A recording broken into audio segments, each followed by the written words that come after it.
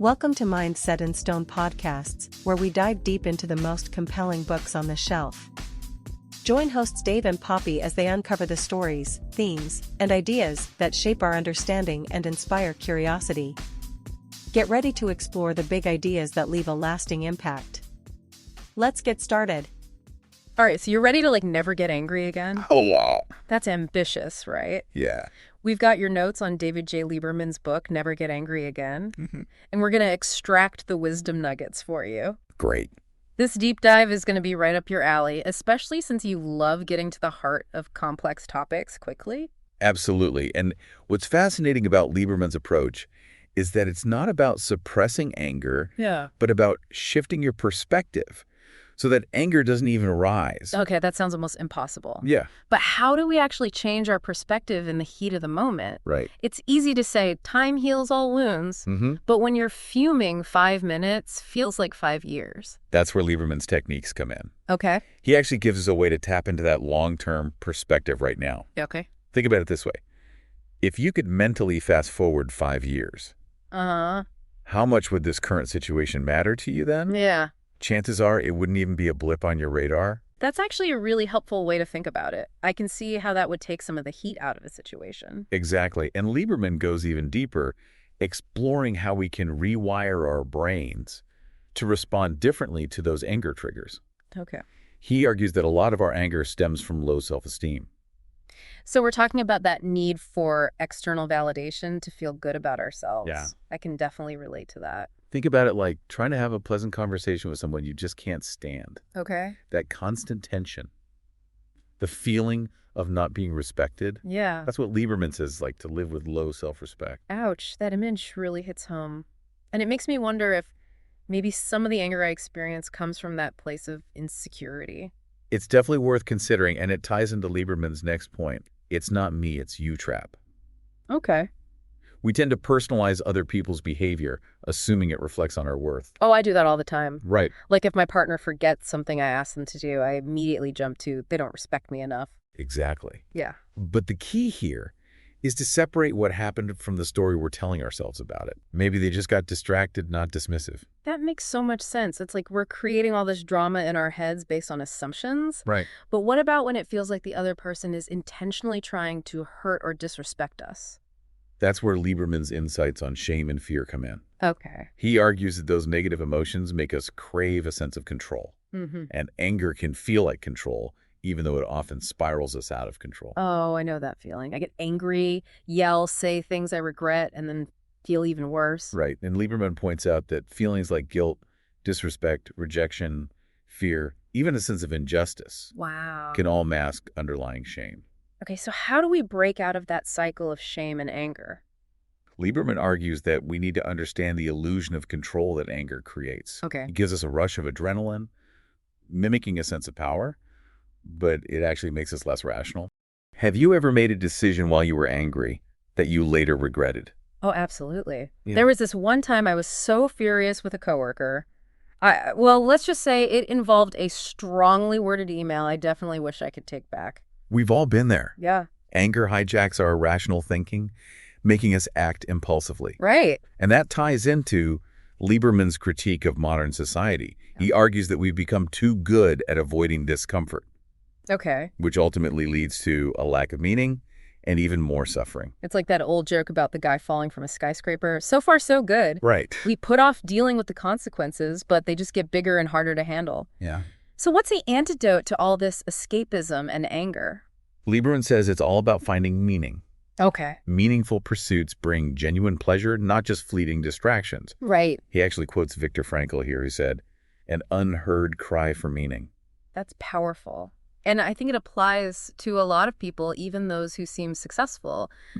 They might achieve their goals, but if those goals aren't aligned with their values, they'll still feel empty. Exactly. It's about finding something that resonates with your soul. Okay.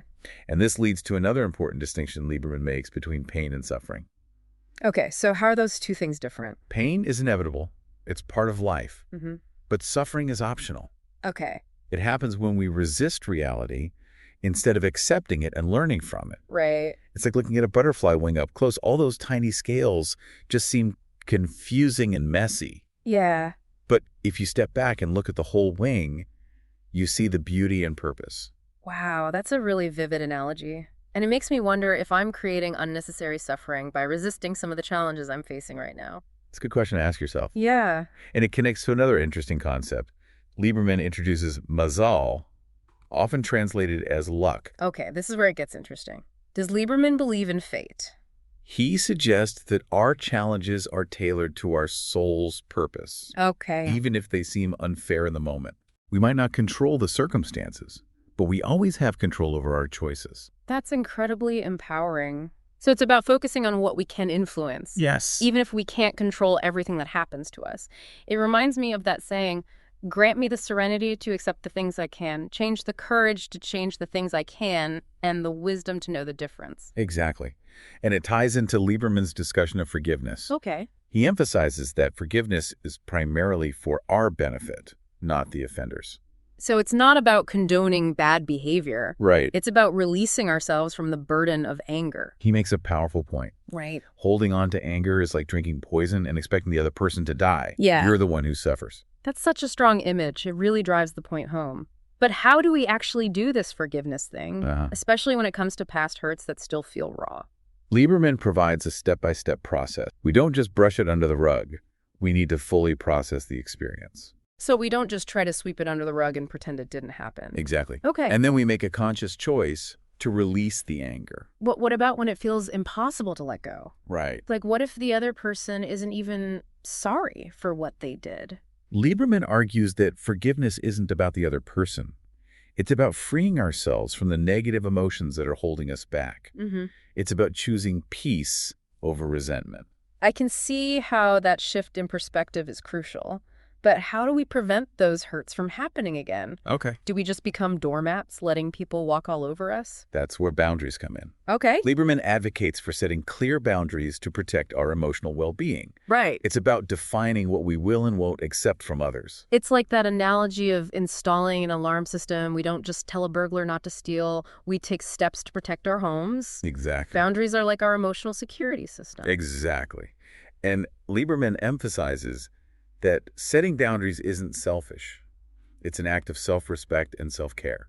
That makes sense. It's about valuing our own needs and well-being. But what about when it feels difficult to enforce those boundaries? Okay. Like, what if the other person pushes back or tries to guilt us into giving in? That's where Lieberman's techniques for assertive communication come in. He provides practical tips for communicating those boundaries clearly and confidently, even with difficult people. Okay, so we're talking about being direct and standing our ground. Yes. But doing it in a way that's respectful and non-confrontational. Exactly.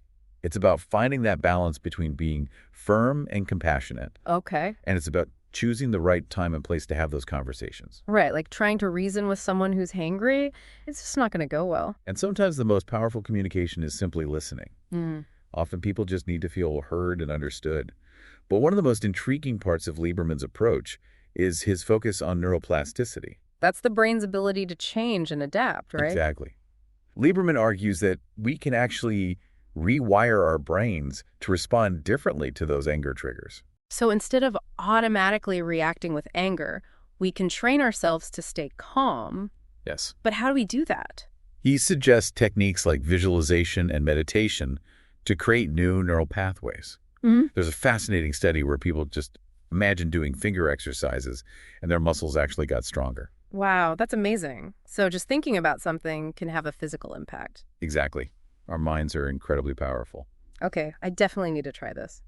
Can you walk me through a simple visualization exercise? Sure. Like, let's say I'm about to walk into a meeting that I know is going to be stressful. Yeah. Close your eyes and imagine yourself walking into that meeting. Now picture yourself breathing deeply, feeling calm and centered. See yourself responding to any challenges with composure and grace. Imagine the meeting ending successfully, with everyone feeling respected and heard. Okay, wow. Just visualizing that scenario actually makes me feel less anxious about the meeting. Exactly. It's about creating a new mental script, a new way of responding to those triggers. And the more you practice these techniques, the more natural they become. This is really fascinating stuff. I'm starting to see how Lieberman's approach isn't just about managing anger.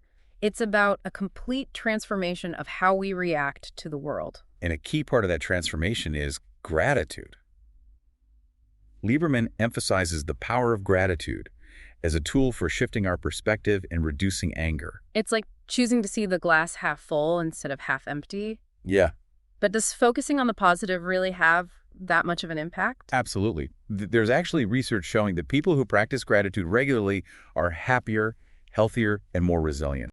They even experience less physical pain. That's incredible. So how do we actually cultivate more gratitude in our lives? Lieberman suggests simple practices like keeping a gratitude journal, Okay. writing thank you notes, or even just taking a few moments each day to appreciate the good things in your life. I've heard about gratitude journals before, but I've always been a bit skeptical. Does just writing things down really make a difference? It's about shifting your focus from what you lack to what you have. When you actively look for things to be grateful for, you start to rewire your brain to notice the positive. And that can have a ripple effect, creating a more optimistic and appreciative mindset. Okay. I'm willing to give it a try. Maybe I'll start a gratitude journal tonight. I think you'll be surprised by the results. Mm-hmm. But remember, Lieberman doesn't claim that any of this is a quick fix. It's an ongoing process of self-discovery and growth. So it's not about achieving some perfect state of Zen where we never experience anger again. Exactly. It's about developing the tools and awareness to navigate the inevitable challenges of life with more grace and resilience. And ultimately, it's about recognizing that anger is a choice. We always have the power to choose a different response, even in the heat of the moment. Exactly. We might not be able to control what happens to us, but we can control how we react. That's a really empowering message, and Lieberman provides so many practical techniques to help us make that choice. Absolutely. And one of the most important techniques he emphasizes is forgiveness. We talked about forgiveness earlier, but it's worth diving a bit deeper. You mentioned that Lieberman outlines a step-by-step process for forgiveness. Can you walk me through that? Of course. The first step is to acknowledge the hurt and validate our own feelings. It's important not to minimize or dismiss our pain, Okay. but to fully acknowledge the impact the offense had on us. So we don't just try to sweep it under the rug and pretend it didn't happen. Exactly. We need to allow ourselves to feel the emotions, to grieve the loss or betrayal, to process the experience. That makes sense. What's the next step? Once we've acknowledged the hurt, the next step is to try to understand the other person's perspective. This doesn't mean condoning their behavior, but rather trying to see the situation from their point of view. So even if we don't agree with their actions, we try to understand what might have motivated them. Exactly. Maybe they were acting out of their own pain or insecurity. Maybe they weren't even aware of the impact their actions had on us. This step isn't about making excuses for them, but about cultivating empathy and compassion. I can see how that would be helpful in releasing some of the anger. But what if the other person isn't even sorry for what they did? Do we still try to understand their perspective? Lieberman argues that forgiveness isn't about the other person. It's about freeing ourselves from the negative emotions that are holding us back. Even if the other person isn't remorseful, we can still choose to forgive for our own peace of mind. So it's about releasing ourselves from the burden of resentment, even if the other person doesn't deserve it. Exactly. It's about recognizing that holding on to anger only hurts us in the long run. That makes sense. So what's the next step in the forgiveness process? The next step is to make amends if possible. This could involve apologizing if we've wronged someone or simply having an honest conversation about the situation. It's about taking responsibility for our part in the conflict and trying to repair any damage that was done. But what if the other person isn't receptive to our apology or doesn't want to talk about it? Even if the other person isn't willing to reconcile, the act of trying can be incredibly healing for us. Yeah. It's about closing the loop and releasing ourselves from any guilt or regret we might be carrying. It sounds like forgiveness is a powerful process, but it's definitely not easy. It takes courage and commitment, but the rewards are well worth the effort. When we forgive, we free ourselves from the chains of anger and resentment and open ourselves up to healing and peace. Okay, so we've talked about forgiveness, but what about preventing those hurts from happening again? How do we protect ourselves without becoming isolated or withdrawn? That's where boundaries come in. We touched on boundaries earlier, but Lieberman goes into great detail about the importance of establishing clear and healthy boundaries in all areas of our lives. It's about defining what we will and won't accept from others, right? Exactly. It's about honoring our own needs and limits and communicating those boundaries clearly and assertively. He uses a great analogy. We wouldn't just tell a burglar not to steal. We'd install an alarm system to protect our home. Boundaries are like our emotional security system. I love that analogy. It makes so much sense. But how do we actually set those boundaries? especially with people who are used to getting their way or who might try to push back. Lieberman provides lots of practical tips for setting and enforcing boundaries. It starts with identifying your core values and what's truly important to you. Then you can start to define what behaviors you will and won't tolerate in different areas of your life, whether it's in your relationships at work or even with yourself. So it's about getting clear on our non-negotiables, those things we absolutely won't compromise on. Exactly. And once you've identified those boundaries, you need to communicate them clearly and confidently. This might involve saying no to requests, setting limits on your time and energy, or simply expressing your needs and expectations in a direct and respectful way. But what about when people don't respect our boundaries? What do we do then? That's when it's important to have consequences in place. This could involve anything from simply repeating your boundary, to limiting contact with the person, to even ending the relationship altogether. It's about protecting your own emotional well-being and not allowing yourself to be mistreated. It sounds like setting boundaries is essential for healthy relationships, but it can also be really challenging. It definitely takes practice and courage, but it's a skill worth developing. When we have healthy boundaries, we feel more confident and empowered in our interactions with others, and we create space for more fulfilling and respectful relationships. This is really making me think about some of the relationships in my own life and where I might need to establish stronger boundaries. It's definitely worth reflecting on one. Lieberman emphasizes that setting boundaries is an act of self-respect and self-care. It's about honoring your own needs and values and not allowing others to dictate your worth or well-being. So it's not selfish to have boundaries. It's actually essential for our emotional health. Exactly. And it's not just about setting boundaries with others, it's also about setting boundaries with ourselves. What do you mean by that, setting boundaries with ourselves? It's about recognizing our own limitations and being willing to say no to things that drain our energy or don't align with our values. This could involve setting limits on work hours, saying no to social commitments, or simply making time for activities that nourish and replenish us. So it's about prioritizing self-care and not overcommitting ourselves. Exactly. It's about creating a balanced and sustainable life that supports our overall well-being. This is all incredibly helpful, but I'm curious to hear more about those techniques for rewiring our brains. We talked about visualization earlier, but are there other ways to train ourselves to respond differently to anger triggers? Absolutely. Lieberman goes into detail about the power of neuroplasticity and how we can literally rewire our brains to respond more calmly and effectively to challenging situations. Okay, that sounds amazing, but how does it actually work? One technique he recommends is meditation. Regular meditation practice has been shown to reduce stress, increase focus, and improve emotional regulation. I've tried meditation before, but I've always struggled to quiet my mind. It feels like my thoughts are constantly racing. It's definitely a practice, and it takes time and patience.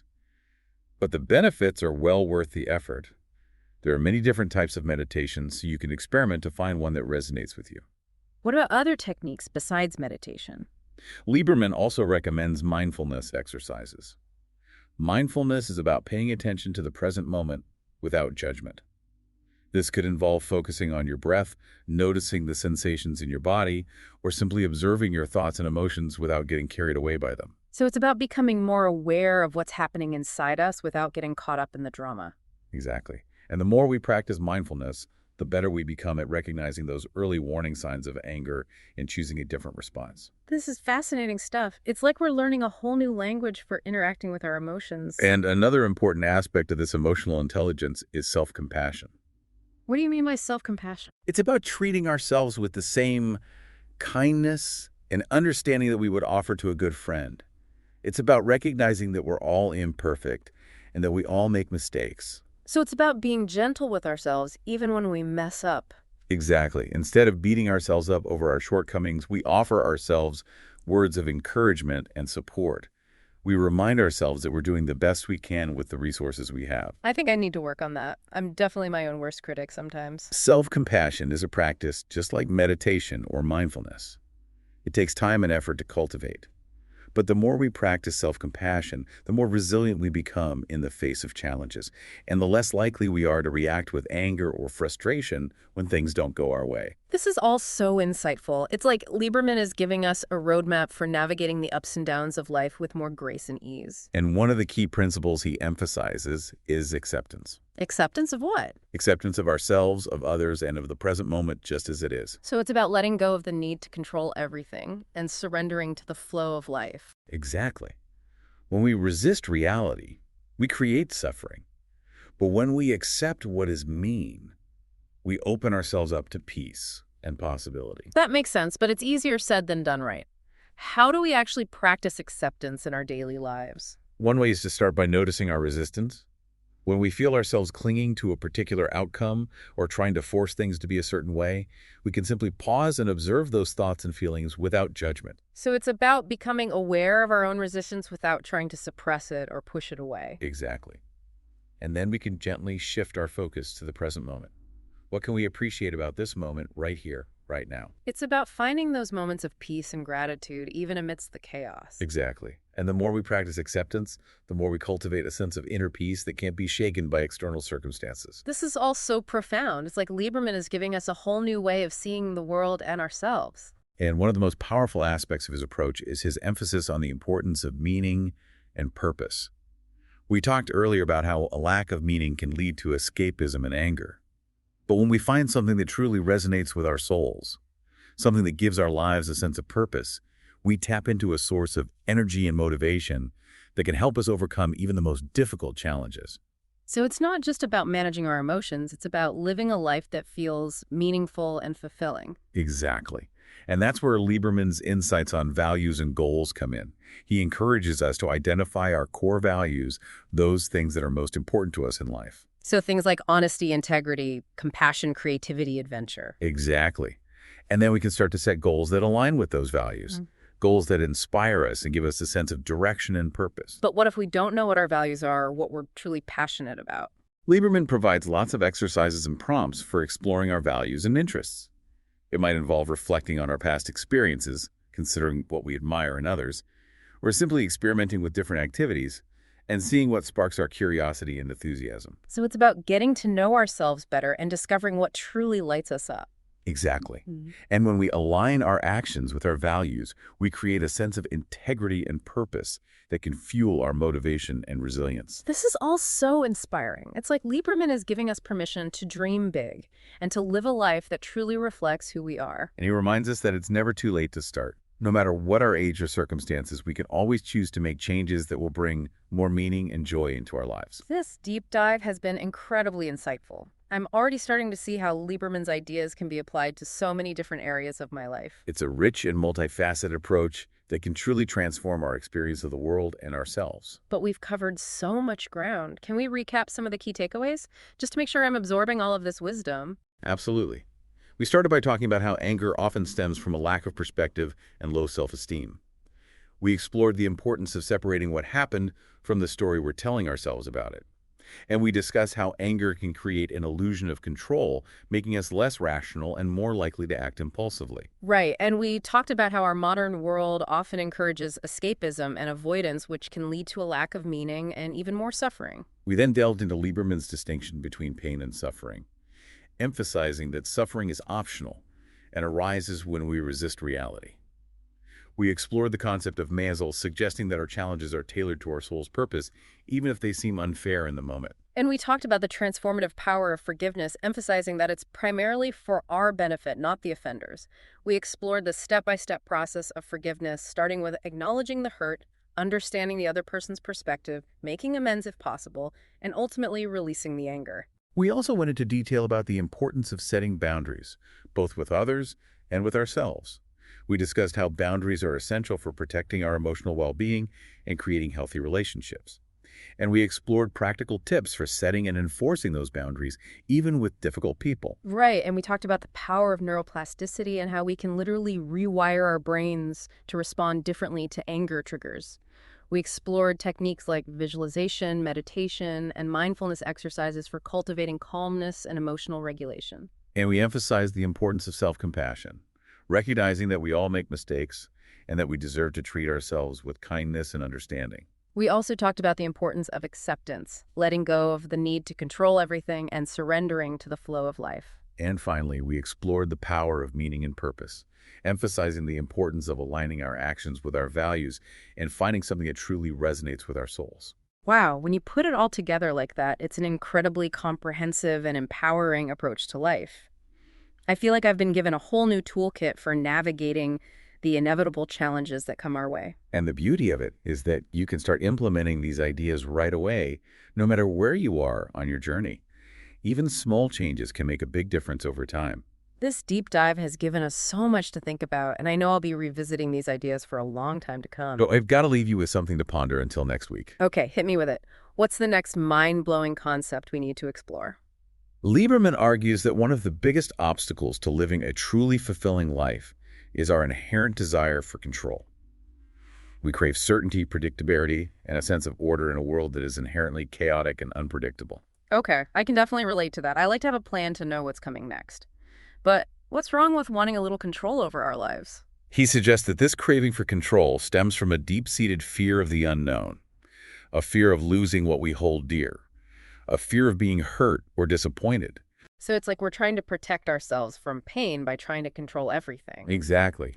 And while a certain amount of control is necessary for survival, when we become overly attached to controlling outcomes, we actually create more suffering. Because we're constantly fighting against the natural flow of life. Exactly. It's like trying to swim upstream against a powerful current. We might make some progress, but it's exhausting and ultimately futile. Okay, so if clinging to control is actually causing us more stress and anxiety, what's the alternative? What are we supposed to do? Just let go of everything and see what happens. Lieberman suggests that true freedom lies in surrendering to the flow of life, in embracing the unknown with a sense of curiosity and trust. Surrender? That sounds terrifying. What does that even look like in practice? It's not about giving up or becoming passive, but rather about finding a balance between effort and acceptance. So it's about doing our best while also letting go of the need to control the outcome. Yes. Yeah. It's doing our best, but also letting go of the need to control everything.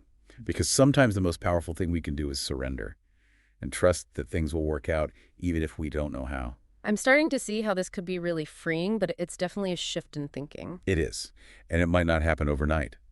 But Lieberman reminds us that even if we're struggling with anger, frustration, or that desire to control, we can always choose a different response. That sense of choice is really powerful. This whole deep dive has given me so much to think about. We've covered a lot. The roots of anger, the cost of escapism, the power of finding meaning, forgiveness, gratitude.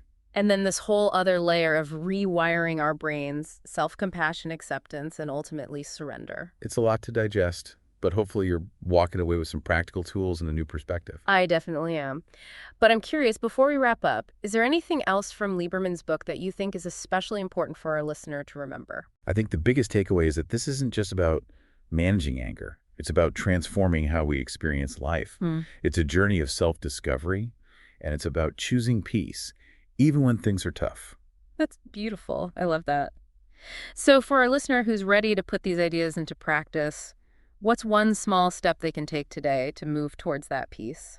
I'd encourage them to simply notice the moments when they're clinging to control or feeling that urge to get angry. Just become aware of it without judgment. That's the first step to choosing a different response. That's a great starting point. Thank you so much for guiding us through this deep dive into Never Get Angry Again. It's been my pleasure. And to our listener, thank you for joining us. We hope you found this exploration insightful and empowering. Stay curious, stay open, and stay connected.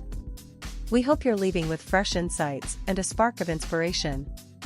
Remember to subscribe, leave a review, and check back for more episodes as we dive into new worlds of thought, one book at a time. Until then, keep your mind set in stone and your curiosity open. This has been a Big L Riz Media podcast, where big ideas meet lasting impressions.